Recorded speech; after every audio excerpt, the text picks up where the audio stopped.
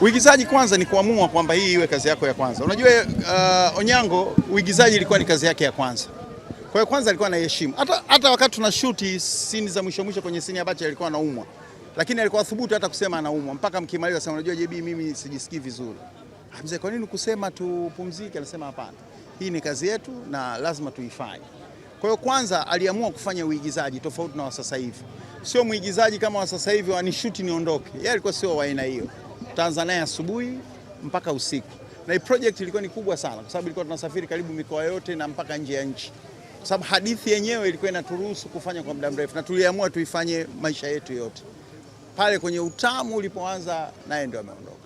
Kitu gani wewe utaishi nacho kama alama kwenye movie za Tanzania ambacho kakifanya marehemu Onyango kwenye uhai wake na kazi zake? Na mimi nategemea kuigiza maisha yangu yote kama alivyofanya yeye. Kwa sababu hii ni kazi ninayoipenda na ni kazi yangu ya kwanza. Mzee Onyango hata ungempa kazi nyingine kubwa zaidi yenye maslahi makubwa kuliko hii, bado angerudi set. Kwa sababu akiwa set anakuwa na furaha kuliko akiwa sehemu nyingine yoyote. Alikuwa anaweza kuishi bila kuwa mwigizaji kutokana na watu waliomzunguka na kipato alichojipatia mwanzo. Lakini aliamua kwamba uigizaji uwe maisha yake. Hana tofauti na King Majuto. Uigizaji umekuwa maisha yake mpaka mwisho. Na anajisikia raha akiwa set kuliko wakati wowote. Kwa hiyo ni mwigizaji wa tofauti sana ukilinganisha na waigizaji wengi sana wa sasa hivi wapya. Yeye hata kazi iwe ngumu namna gani, hata kazi ifanywe katika mazingira magumu namna gani, ataifanya kwa moyo huku akitoa support kwa producer na madirector kuhakikisha kwamba ile kazi inafanyika kwa ufasaha.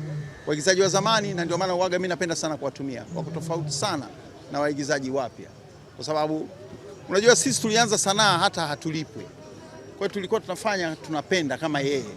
Kwa hiyo wakati huu sasa inapokuwa inalipa bado yeye kipato kilikuwa pembeni, lakini kupenda ile kazi ilikuwa ni kitu kikubwa kwake. Tunazungumzia waigizaji wa zamani pekee na waigizaji wa sasa hivi. Na upekee wao uko wapi? Sababu ni producer lakini pia ni msanii wa muda mrefu ambaye kwenye A-list ya watu watatu bora juu kwenye Bongo Movie huwezi kukosa pia jina la JB. Wewe wasema. Nasema kwa sababu inawezekana ikawa ni shabiki lakini ikawa ni mtu ambaye nimekutazama kwa muda mrefu. Yeah. Na kudumu kwenye kiwanda kwa muda mrefu bila kuwa na skendo na ukaendelea kupeperusha bendera kiasi hichi, lazima upewe maua yako. Tofauti ya waigizaji wa zamani na wa sasa hivi. Waigizaji wa zamani walikuwa wanaifanya kwa kupenda.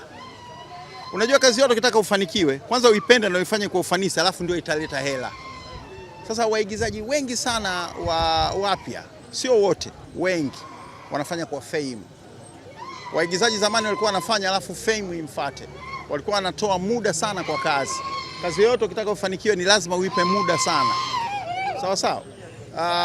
Tangu unaingia set unajua unaenda kushoot nini, unafanya rehearse, unajiandaa, unatayarisha nguo zako before coming to set.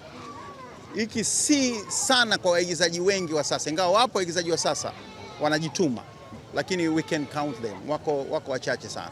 Wengi matayarisho yao ni hafifu. Kufikiria kwamba ni kazi ambayo itakupeleka mbele pia it's a problem. Sometimes sisi tunafikiri kwamba pengine labda sio kazi yao ya kwanza. Na ndio maana tunalia kwa Majuto kwa Onyango, kwa sababu Onyango hii ilikuwa ni kazi yake ya kwanza. Hata ungempa kazi nyingine yoyote, uigizaji kwake ungekuwa kazi ya kwanza. Kama nilivyo mimi. Tulimaliza na hili. Japo tupo kwenye huzuni lakini leo pia ni siku ya furaha. Ndugu yetu kwenye kiwanda cha movie, Wema Sepetu amepata mtoto. Neno lako ni lipi kwa Wema? Nimepata mjukuu. Sema umepata mjukuu. Umepata mjukuu. Kwa sababu Wema Sepetu alikuwa ndio binti yangu wa kwanza. Alikuwa anaitwa Baby Jerusalem. Kwa hiyo sisi tumepata mjukuu, tumeongeza familia. Na neno lako kwa Whozu? Hongera mkwe wangu, uje ulitambulishe rasmi kwangu sasa. Ili kuwa mwanafamilia bora wa Global TV, usisahau kusubscribe, like, kushare na kucomment. Baada ya kusubscribe, bonyeza alama ya kengele ili kupata taarifa kwa kila video inayopanda Global TV Online.